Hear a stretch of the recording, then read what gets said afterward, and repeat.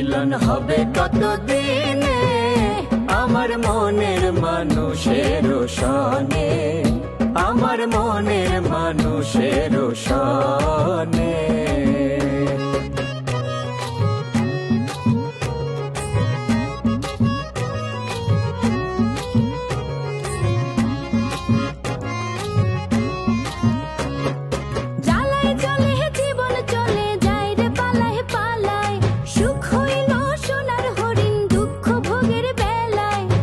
গেল সে বুঝে ভালো,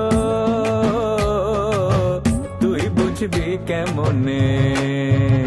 মিলন হবে কতদিনে আমার মনের মানুষের সনে। আপনি আদিল রে কিছু করতে পারবেন না, কারণ আপনার মনের ভিতরে আদিলের জন্য যে ভালোবাসা লুকে আছে, আপনি আদিলের কিছু করতে পারবেন। এটা যদিও বুঝতো। তুমি না একটা বিয়া করে কথা নাই বার্তা নাই, হঠাৎ করে এক তুমি একটা বিয়া করে আলো মানে কি?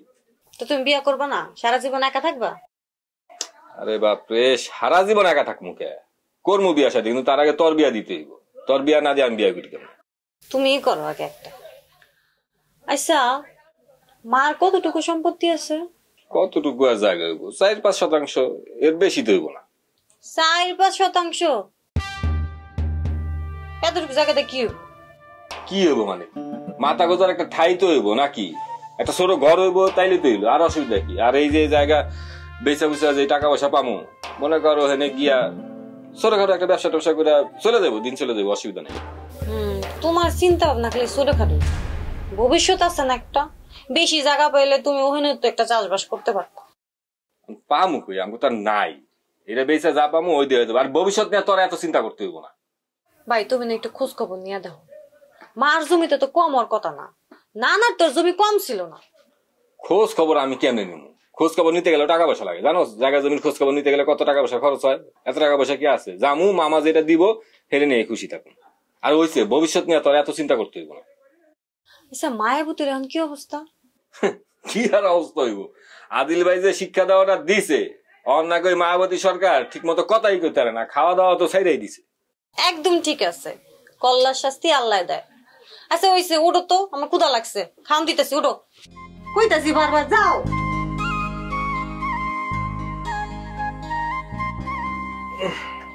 আমার শুয়ে পড়ছ নাকি? উঠো, ক্ষুধা লাগছে তো।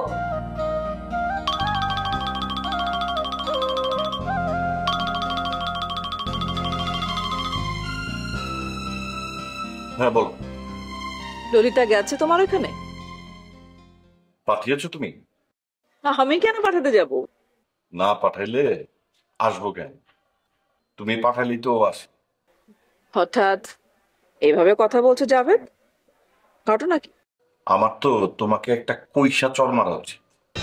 কি বললে? হ্যাঁ, কারণ আমার আর ট্রিনার রিলেশন নষ্ট করার চেষ্টা করতেছো তুমি। শাট আপ জাভেদ, ঠিকঠাক মতো কথা বলবে। মুখে যা আসে তাই বলে ফেলছো। তুমি বুঝতে পারছো তুমি কি বলছো? আমি তোমার ছোটবেলার বন্ধু, আমি কেন চাইবো যে তোমার আর ট্রিনার সম্পর্ক নষ্ট হয়ে যাক? থামো, আমি আর কোনো কথা শুনতে চাই না। তোমার কিছু বলার না থাকলে আমি ফোনটা রাখি।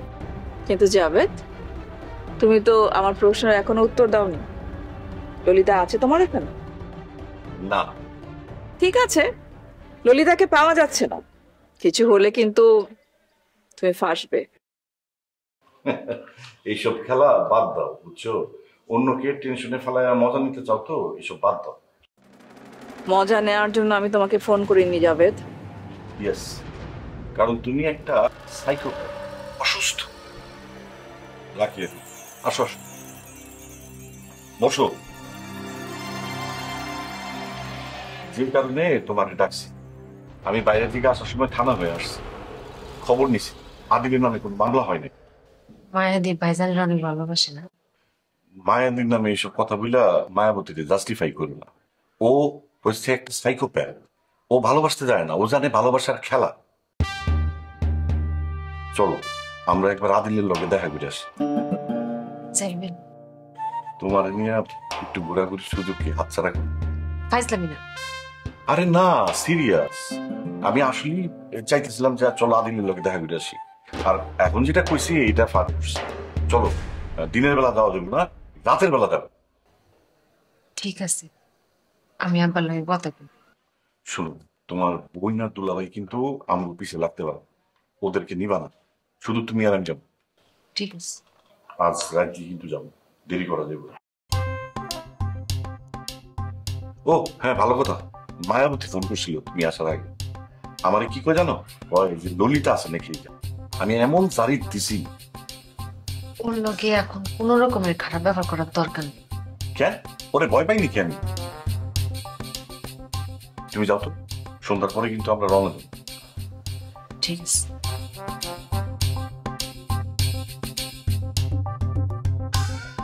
সাহস মায়াবতী, ললিতা আছে নাকি? ইসলামিক তো একটা সীমা আছে। আদিলের খবর কিছু জানতে পারছো? না, পাগলটা এরকম মাথা গরম কইরা। এর দরকার ছিল চেয়ারম্যান। যেখানে মমতা দেখায় কাজ হয় সেখানে ক্ষমতা দেখাও লাগে না। মায়াবতীর খুন করতে যায় আদিল যে সাহসটা দেখাইছে তার দরকার ছিল। এখন মায়াবতী আদিলরে ভয় পায়, আর ওই স্কুলের নাম বদলানোর ব্যাপারে এখন 100 বার চিন্তা ভাবনা করবো। কিন্তু পুলিশের ভয়ে যে পলায়া বেড়াইতেছে। যেখানে আছে ভালো আছে, খালি কেউ না জানলেই হইল। তার মানে কি? হ্যাঁ, এই উর্মিলারে ফোন দিছিল আদিল। ও কইছে যে ওর মামার বাড়িতে মায়ের কাছে আছে। শোন, তুমি আবার কাউরে কইও না। সেটা আর কইতে হইব? আর ওই মায়াবতীরে ঠেকাইতে আদিল রে লাগবে না, আদিল রে সারাই ওরে ঠেকানো যাবে। তুমি জহিরের কি করবা? পুলিশ তো ওর পিছে লেগে রয়েছে। আমার কি করার আছে? জহির আমার হাতে নাই, মায়াবতীর হাতে। আমি শুনছি জহির রাজাপুর হাটে যায়। ওই যায়, একটু জানা দরকার তো। শুনছি দইয়ের ব্যবসা করবো। আরে না না, একদম ভুয়া কথা। ও তো শুনছি যে ওই রাজাপুরে রবিনের মেশর বাড়িতে যায়। রবিনের চিনছো তো? ওই যে মায়াবতী সরকারের, মানে আমাকে। বুঝছি, আর কওয়া লাগবো না। কিন্তু ওইখানে আর কি কাজ সেটা এখনো যাই না, উঠতে পারি নাই। তবে ধারণা করতেছি যে মায়াবতী সরকার এই সম্পর্কটা রাখতে চাইতেছে না। অসম্ভবের দিকে পা বাড়াইলে বেশি দূর যাওয়া যায় না, একসময় পিছায় আসতে হয়। আচ্ছা, আমি এখন যাই, আদিলের খবরটা জানাতে আসছিলাম।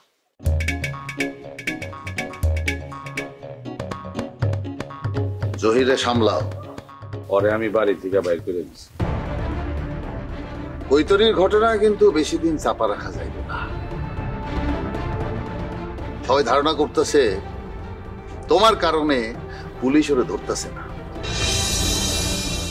মানুষের ভুল ধারণাটা তো দূর করা দরকার। তুমি এখানে ভূমিকা রাখো, অপরাধের সাজা হওয়া দরকার। যাই। খারাপ দেখি মনে কই আছে। আরে না না, দিন দুপুরে কোনো লোক লাগবে না। আসছি তো একাই যাইতে পারবো। একবার তো মৃত্যুর হাত থেকে ফিরে আইছি, সহজে মরতেছি না। যাই।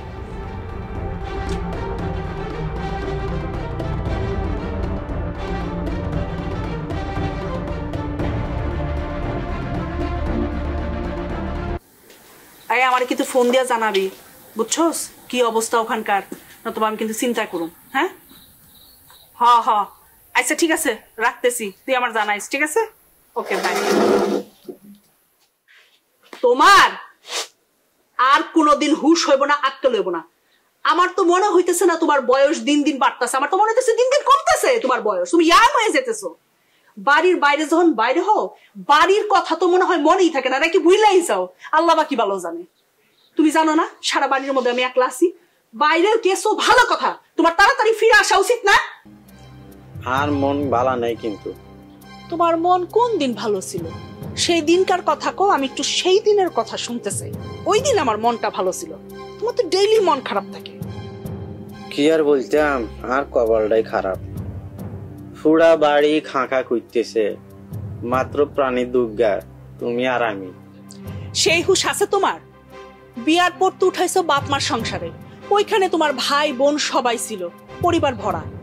আমার বাড়িতে যখন আমি আইছি তখন এইখানেও আমার ভাই বোন। জীবনে কোনোদিন আমার একবার একটু হানিমুন করাতে নিয়ে গেছো যেখানে তুমি আর আমি একলা সময় কাটামো? ওই দিন কি আমরা পাইছি? এখন ফাঁকা বাড়ি আমার একলা ফালায় তুমি ঢিডি করে নিজে একলা একলা ঘুরতেছো। এটা কিছু হইলো? কিছু হয়? আক্কেল আছে তোমার কোনো?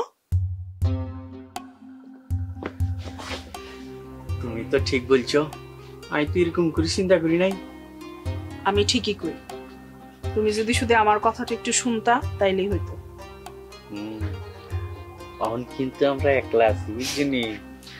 হইছে, আমি বুঝছি। চা খাবা? খাইম, চিনি বেশি করে দিবা। না, ডাক্তার তোমারে কইছে চিনি কম খাইতে। একদিন খালি কিচ্ছু হইতো না। একদিন করতে করতেই সমস্যাটা বাড়ে, বুঝতে পারছো? ডাক্তার যেমনে কইছে অমনে চলতে হইব। তুমি বসো, চিনি কম দিয়ে আমি তোমার জন্য চা বানায় আনতেছি। আচ্ছা।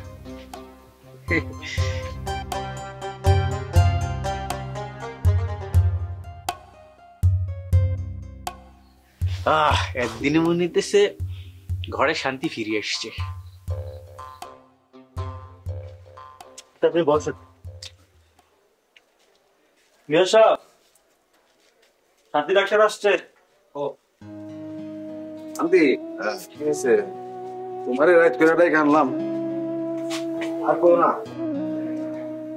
সারাদিন তো খুব অস্থির অস্থির লাগছে, বুকটার ভিতরে কেমন খালি খালি লাগছে। তার মধ্যে আবার বাম চোখটা ভাল পড়তেছে, কেমন লাগে কত, মনে হচ্ছে খারাপ কোনো খবর আহে কিনা। আবার এগুলো খুব সহজ। শোনো, তোমার একজন হার্টের ডাক্তার দেখানো। এই যে কইলা যে বুক খালি খালি লাগে, বুকে সমস্যা হইতেছে, তাই না? আচ্ছা, তোমার হাঁটলে কি বুকে ব্যথা করে? কই না তো, আমি তো প্রায় ওর এরিয়ায় হাঁটাহাঁটি করি। ডায়াবেটিসটা কইলা না একটু বাড়ছে, হাঁটাহাঁটি করি। বুক ধরফর করে না? না না না, তাইলে তো মনে হয় খুব একটা সমস্যা নেই। আচ্ছা ঠিক আছে, আমি একটা ওষুধ দিব না, ওটা খাইলে তোমার আরাম। তুমি একসময় আমার চেম্বারে আইসো, ওষুধটা দিয়ে দেবো। আমি এখন যাই। ঠিক আছে, আমি তোমাদের রাইট করে কষ্ট করি না। না, এটা কষ্ট কি? তুমি ডাকছো, আমি আমু না। আচ্ছা আচ্ছা, আইসো। হ্যাঁ ঠিক আছে। তোর ব্যবস্থা আর কইতাম বেশি অস্থির, তুই পড়া সুটকা সে গায়ে দিবি না, গায়ে দিবি না, গায়ে দিবি না, গায়ে হাত দিবি না, গায়ে হাত ছড়া, হাত ছড়া। তোরে কইছিলাম আমার বাড়িতে তুই আর আবি না। তুই না কইছ তোর এই চেহারা আমি আর দেখতে পারুম না। আমার সে মুখের উপর আঙুল তুলা হয়ে গেছে, এই চেহারা আপনি আমার দেখবেন, অন্য চেহারা দেখবেন। সম্পত্তির লিগা তো, মেয়াদের সম্পত্তি তো, তোর সম্পত্তি আমি তোরে দিয়ে দিবে। একদম না, আমার মেয়ারে দিয়ে তুই একটা কথাও কবি। সম্পত্তি লাগবো, সম্পত্তি দিয়ে দেবো। আমার মেয়ারে নিয়ে তুই কোন রকম কথা বলবি না। তোর লগে ঝগড়া থাকলে আমার আছে, আমার মেয়ার না।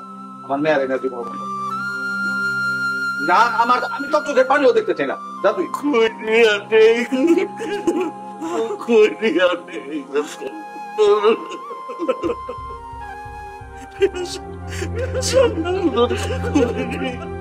আমাদের কইরিয়া নেই।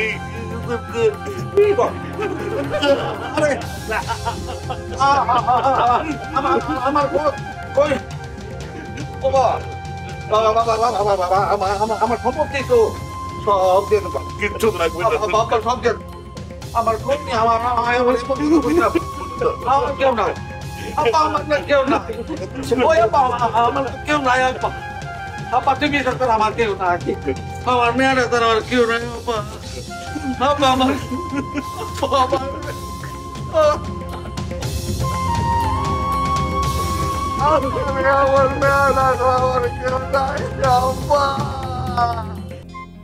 আজকে গেছে জানো আব্বা, 15 বছর পর তার শ্বশুর বাড়িতে গেছে। কি বলছিস? অবশ্য যাওনেরই কথা, তোমার মাঝে এই চলে গেছে, অনত আসার নাম নাই। তাগো ভিতরে কিন্তু অনেক মিল আছে জানো, তারা একজন আরেকজনের ছাড়া কিন্তু থাকতে পারে না। এই যে আম্মা গেছে, আব্বা কিন্তু দেখো থাকতে পারলো না, সেই গেল। অনেক টান আছে তাগো,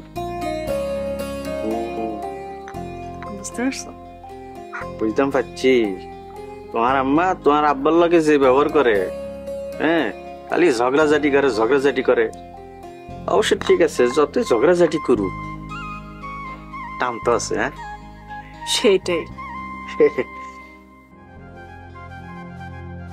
জহিরদা, আরে কই যাইতেছ এমন কইরা? মসজিদে মাইকিং করতে হবে।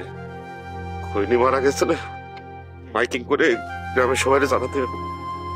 হ্যাঁ, তুমি শান্ত হও। মানে বাচ্চাটা মারা যাওয়ার আগে জানতে পারলো না যে আমি ওটা কত ভালোবাসতো। হ্যাঁ, যাও। বুঝলা, কত সময় আমাদের মধ্যে কত কিছু হয়ে গেছে, এগুলো মনে রাখিস। আমি কি তোরে আজকে থেকে খৈনি করে ডাকতে পারবো? আরে এটা তুমি কি কইলা জহিরদা? তুমি খৈনির জায়গা আমারে দিতে চাইতাছো, এটা তো আমার অনেক বড় পাওয়া। তুমি তুমি অবশ্যই এখন থেকে আমারে ডাকতে পারো। একবার মাইকিং শেষ করে আসেন। হ্যাঁ, যাও। আরে আস্তে সাবধানে যাও।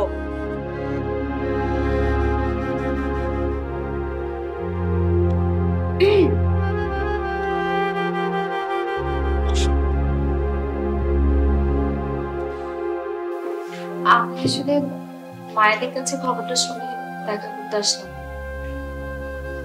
ভালো করছি, কিন্তু ভাবছিলাম 10টা দিন যাই, এর মধ্যে ও মারা গেল। আমি এখন যাই না ছোটকার কি অবস্থা। আপনার তো এখন তার পাশে থাকা উচিত। যাই কি করব, আমি শোকাহত মানুষকে সান্ত্বনা দিতে পারি না। না পারলে পাশে থাকেন, পাশে থাকলেও তো আপনার কাকা মনে একটু জোর পাবে। আপনি ঠিকই কইছেন, আমার যাওয়া দরকার। আপনাকে ধন্যবাদ, আপনি খবর শুনে যাইছেন। আপনার কাকার সাথে আমি একটু দেখা করতে চাই। চলো। লাশ নিয়ে কি রওনা দিয়েছে? জানি না। তাহলে একটু ফোন করে খবর নেন না।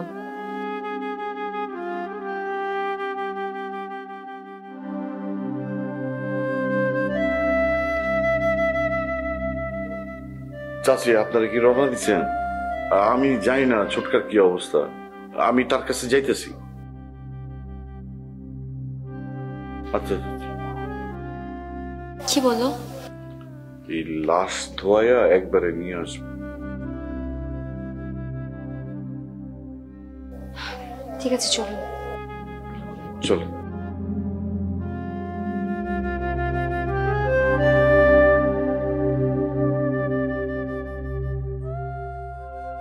কিসের টেনশনের কথা তুমি কইতেছো? আই যা নিয়ে টেনশন করতেছি, সেই টেনশনের নাম হইতেছে মায়াবতী। তোমার ধারণা মায়াবতী আইসা এই বাড়িতে অ্যাটাক করব? এটা খবির মাস্টারের বাড়ি, এটা আদিল গো বাড়ি। এইখানে আইসা ওরকম মায়াবতী সরকারের অ্যাটাক করার কোনো ক্ষমতাই নেই, ওর সাহস আছে? এই বিষয়টা হলো গ্রামের মধ্যে তুমুল হয়ে যেতেছে। ওর নিজের টেনশনে নিজে বাঁচতেছে না, ওর নিজের মরার দিন ঘনায় আসছে। কি আকো? আরে ভাইজানোর গলা টিপা ধরছিল না, এরপর নাকি ঠিক মতো কথাই কইতে পারে না, ঠিক মতো কিছু খাইতেও পারে না, এখন লিকুইড খায়। ও, কথা খাওন দুগাই বন্ধ হয়ে গেছে।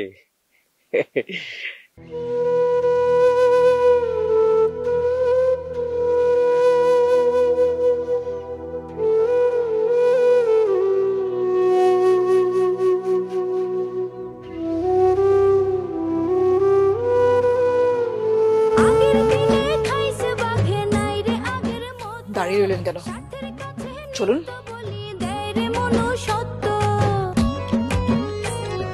গলা ছাইরা গাইলে গান লাগে না আর পরানে মিলন হবে কতদিন